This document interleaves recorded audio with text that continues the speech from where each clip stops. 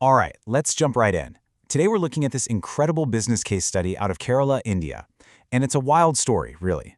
It's about a river, a paddle, and just a totally new way of thinking about how to build a brand that's not just profitable, but actually heals the place it comes from.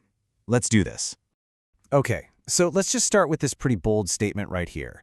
I mean, think about it. It's 2026, and the world is absolutely drowning in green this and eco that, right?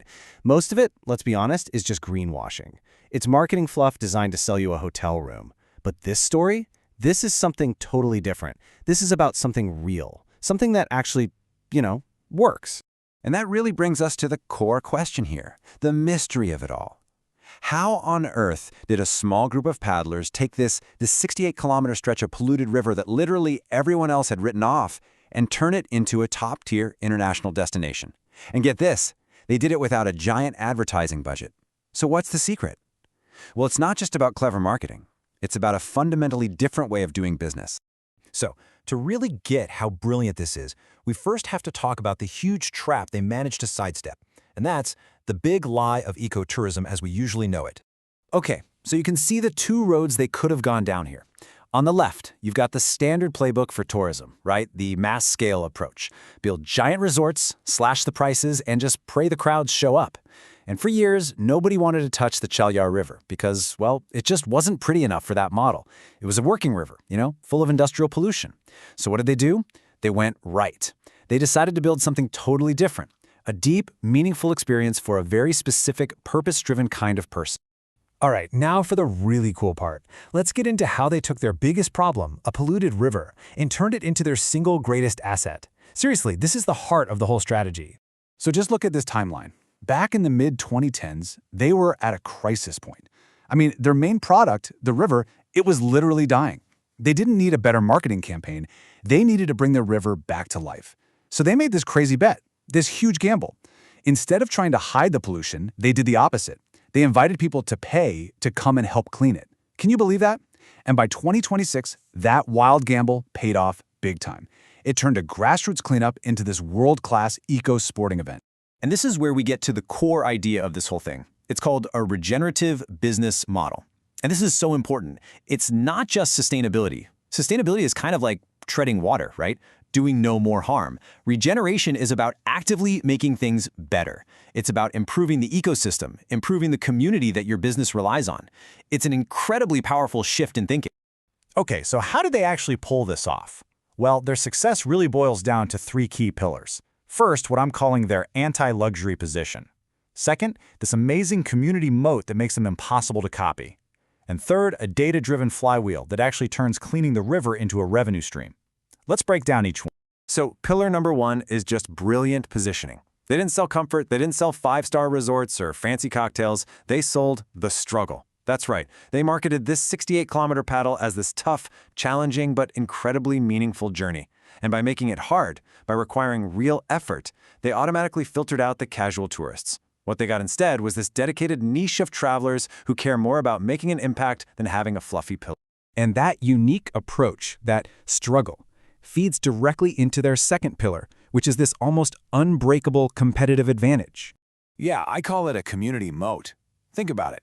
They didn't just fly in a bunch of expert guides. No, they went to the villages right there on the riverbank, and they hired and trained the local people.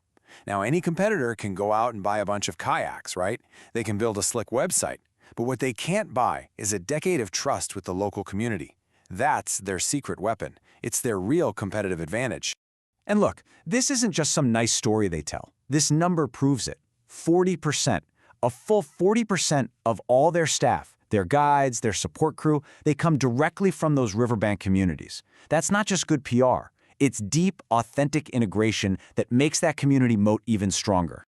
Okay, so you've got this incredible local trust and a powerful environmental mission. But you need a way to fuel it, right? To make it grow.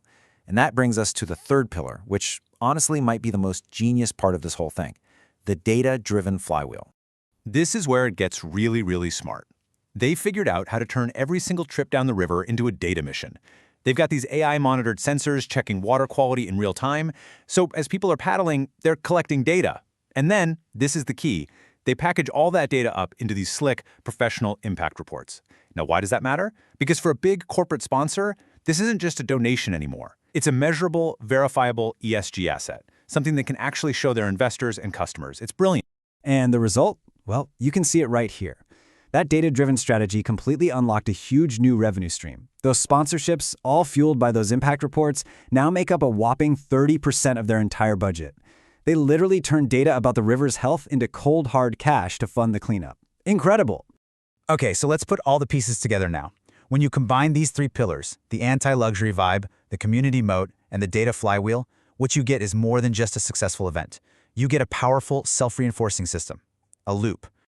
And I mean, the results? They really do speak for themselves. The Chaliyar River is cleaner than it's been in decades. The event sells out months ahead of time every single year. The model is working so well that other river systems in India are now copying it. They even got a net zero plastic certification, which is just a huge deal for an event on the water. It's a win-win-win. A win for the planet, a win for the local community, and a win for the business. And this, right here, is the biggest takeaway for all of us.